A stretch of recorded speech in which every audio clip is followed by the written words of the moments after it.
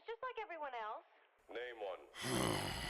Well, she can Look be at quite you. messy in the kitchen. Look at that stupid haircut, and yet you wore it like a goddamn angel. Fuck off, I'm grieving. Ugh. What? Hello? Hey man, what's up? Where the hell are you? I'm home, dude. Major dark vibage. I know, man. Like, I can't believe it, dude. And the fact that they all ascended. The fuck? Oh, it sucks. Well, I I mean, mean, it's good for them, but yeah, it sucks for sure. look, I don't want to put pressure on you, man, but we got this whole marathon and ZZ Top tribute show thing going on. Yeah, I don't know if I can make it, man. What? It's, I guess I'm just not feeling Hey, whoa, listen up here, man. Now, did beautiful Bobby Eaton give up when Dennis Contra... You left the Midnight Express, huh? No. And what did he do? He found Sweet Stan. I can't fucking hear you, man. You got Sweet Stan Lee. Man, thanks to the tutelage of Jim Cornette, okay? And then what happened after that? They won the belts from the rock and roll, man, thanks to Big Bubba Rogers. That's right, man, so listen up. Who do I need you to be right now for beautiful Bobby Eaton? Stan Lane. Bitch, what? Sweet Stan Lane, man. Sweet Stan Lane. Effing right, daddy. All right, man, I'm cool. You cool? I'm cool. All right, man, welcome back. Oh, and can you pick us up a case of moose heads on your way over?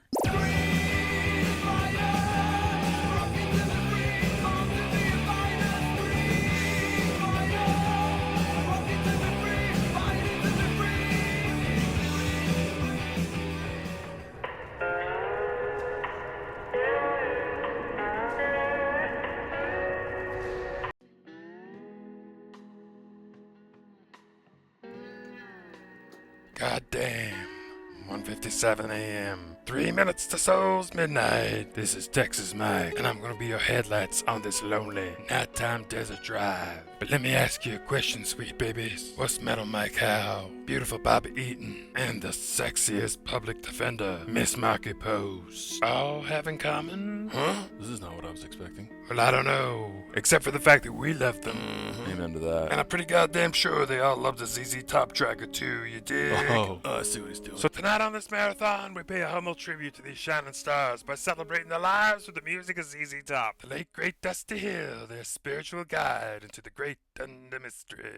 Come on, man. Play something with a little kick. Hold your horses, cowboy. Oh, this one's not tired at all. Shut up. Tonight we at Superstation 66, we're each gonna pick an album that's gonna make that transition smoother for them, babies. So without further ado, BBQ, let's make some magic, daddy. Thank you, Texas Mike. Thank you. It has been a rough few weeks for all of us. And for that reason, I'm not going to bullshit here. I'm going to dial back my edge factor, you know what I'm saying? I'm going to let it all hang down and discern myself by picking an obvious one right out of the gates.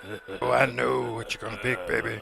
Like if Tres Hombres isn't the first one that you should be grabbing to help out in these times of darkness and doubt. That's a nice rhyme, man. I like that. Oh, really? That was an accident. Universally cool, low, fuzzed out, urban cowboy blues rock, tinged with infectious, greasy, good-natured sleaze. I mean, the humor, the shuffling groove, the dense riff, and the Memphis nightlife vibe. It's a refreshing, honest-to-God, road and whorehouse shit kicker. I'm with Grown Man Record Night here because this is not only the greatest gatefold of all time, but the greatest photo ever taken. Fuck you, VJ Day in Times Square. Excellent choice. But for me, I'm sending them off with the first album. No, not the most auspicious of beginnings, but you gotta start somewhere. And this album was gonna tell you where it was coming from and where it was gonna go in that cost-effective way. They got foggy, red-eyed white 70s rock fans somewhat ready for the earthy update of black rock and roll blues. Oh, have mercy. Straightforward and southern fried purity that tips its cowboy hats to the established masters before them with great reverence. Do I have to be the asshole here? Seriously? Southern fried purity? Was that just said? That's exactly what I said. Fuck you and any rock snob that has a pole up its ass about the MTV years, man. Rude. Because I'd not only bet the house car and my ex-wife that the majority of you watching this channel now would fucking no doubt want to party with the spirit, philosophy, and grotesque mecha Godzilla fierceness of Eliminator, man. Sucks to your street cred, man, and ram that pitchfork vice press pass up your vacuum-sealed assholes. Keep the smoky bar rooms of old Chicago, man. That shit's right on. But my felt ass is 1983 spring break in Fort Lauderdale bound, with this jam brazenly blasting from a Z28 Camaro. I'll bring the penicillin and kegs of Schlitz, guys. Wow, to just send out maybe a different vibe. I don't know, maybe I'd go with 1976's Tejas. Call it a step back artistically in that it's ZZ Top's point of entry. but there was an ambition to go elsewhere, man. This is a road trip album. But yeah, after Fandango, well, there's a reason that strippers don't come out on stage naked and then get dressed on stage, you know what I'm saying? And in another comparison to Priest, the album that followed, Tequila, that was a fiery return to form with a vengeance. I can tell you're pretty proud of that last sentence. I had writer's block, but I stepped away from the computer, made a cup of soup, watched an episode of Grey's, and boom! That line just came to me. Pompeo. Ooh, Ellen Pompeo. Oh, she's fucking it. Her an old school, man, with those just north of Meg Foster eyes.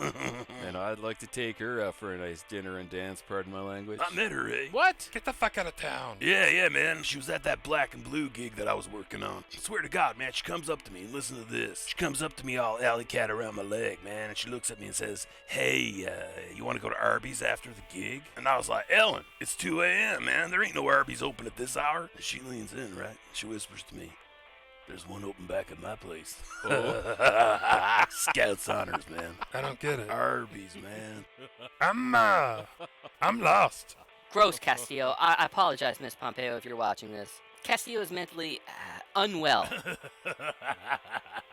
Anyways, to not pick the aforementioned Fandango, man, that tears me up because it's a desert album for me. Now, I've heard people argue over the band, saying that they sounded more like a British blues power trio more so than an American act. And I suppose that's because it sizzles with that heavier, powerful guitar work and boogie that was more associated with the Brits at the time. But I don't know about that because this one still serves up some dirty southern US blues rock flexes, man. And it's only about 2 beers in to finding its stride. We know there's going to be some holy hell being raised later on. And it's the last of the brown era rawness that's kind of entrenched in my own personal wheelhouse.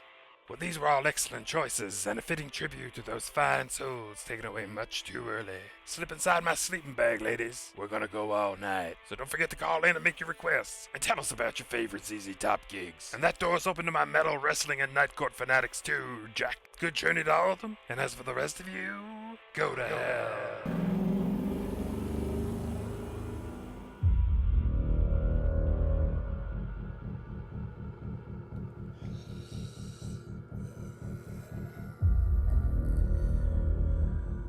I found